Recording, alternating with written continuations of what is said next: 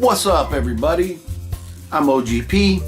I'm with you, the audience, for another episode OGP's DVDs and movie reviews. Today, we're going to review a movie, if the damn dog stops barking. But the movie we're supposed to review is called Ramekin, written, directed by Cody Clark. We're going to talk all about Ramekin and why or why not you should watch this particular flick right after we roll the opening.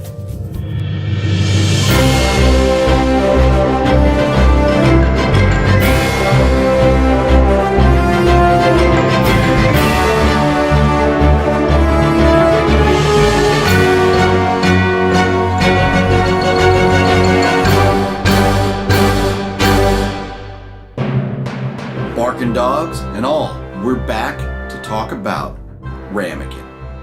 Ramekin is a film produced by Kill the Lions Films, which is a company owned by writer, director, producer,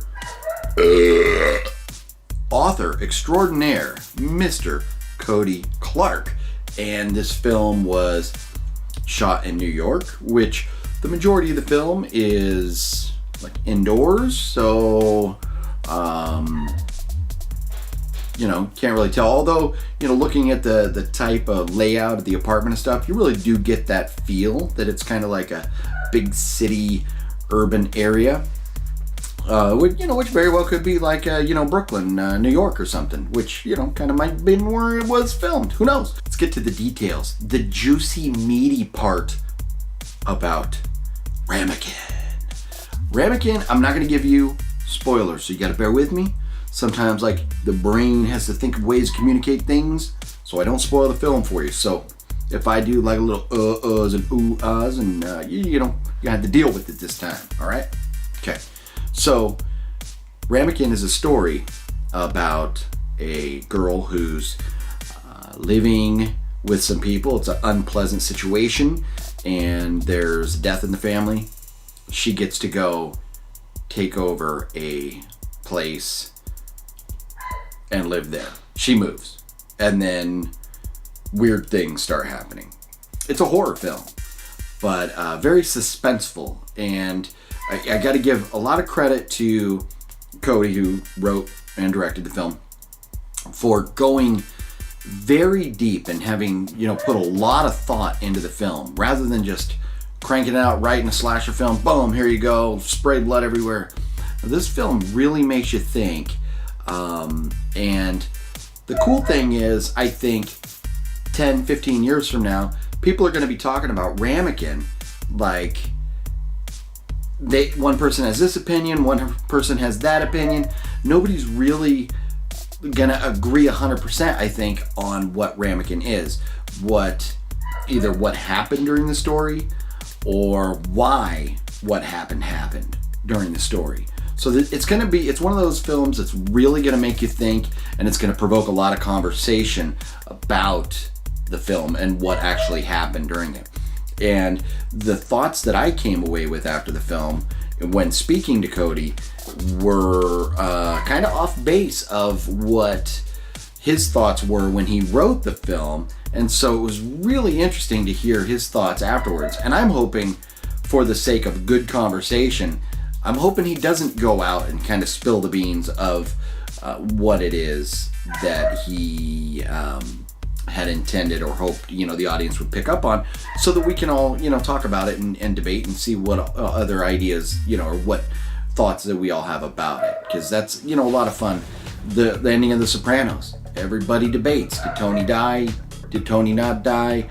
What happened? And there's a lot of other films that make you kind of talk about, or people have different opinions, and so it's really cool. It's leaving a little bit up to you to kind of decide what you think happened. But now talking about more of the specific technical aspects of the film, it was shot really well. Lots of good creative angles and There was, some tricks that they did in the film that were really done very well. You couldn't see how they were done, and that's always impressive. If you're watching a film and you see a guy in the background, doing something, or whatever, kind of hokey looking, but this was not. It was very, very well done, and so you got to give him a lot of credit with that. The other really cool thing that I liked about the film was the score. Cody had, I think, his friend named Eric Helwig, maybe, who, if I read the credits right, has like a band or a group, or his musical name is Girls Who Care, if I read that right. But his friend Eric composed a lot of this music, and it's really well done. I liken it to, in Silence of the Lambs, the song, the I'd Fuck Me song, that guy. The song that was playing at that time was called Goodbye Horses. And if this dog doesn't stop barking, it's gonna be Goodbye Dog here pretty soon. I'm about to go get the shoddy and take it out back and bury that mutt here, man. Damn dog.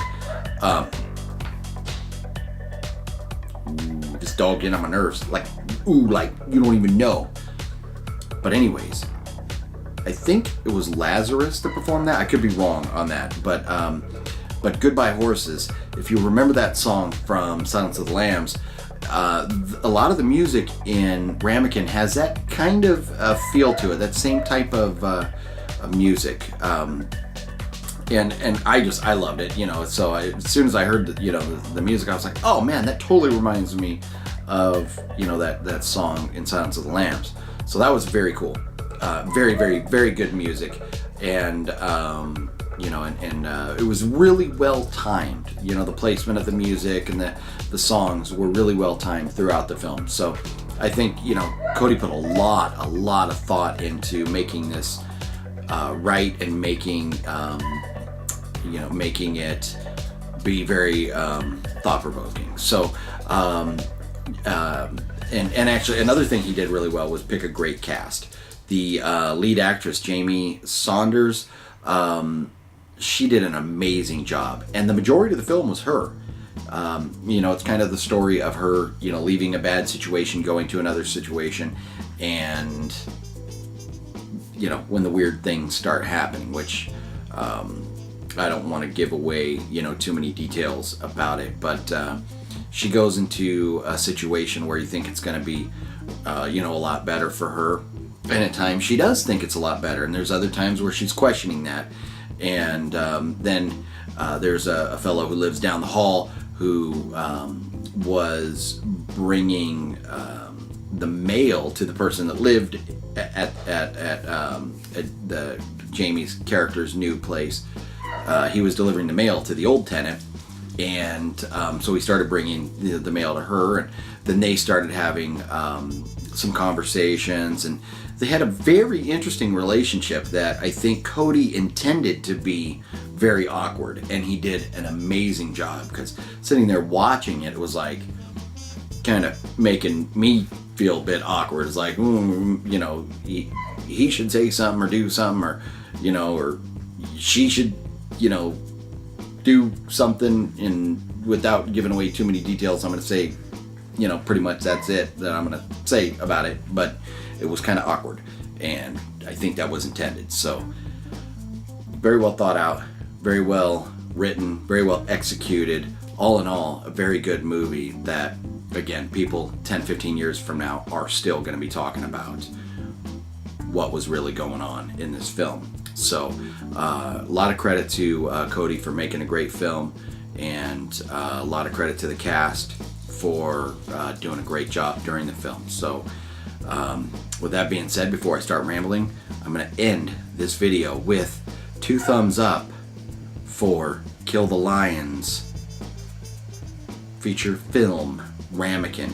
Now, one thing before I go, I got to watch the movie before you guys. He did a screening in New York, but I don't believe the film has been released to the public yet. So I'm going to put links down below where you can contact Cody and where you can keep track of when you may be able to get the film.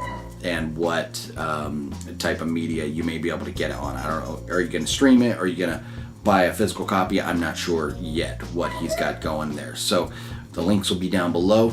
Go find this film, Ramekin. Do you even know what a ramekin is?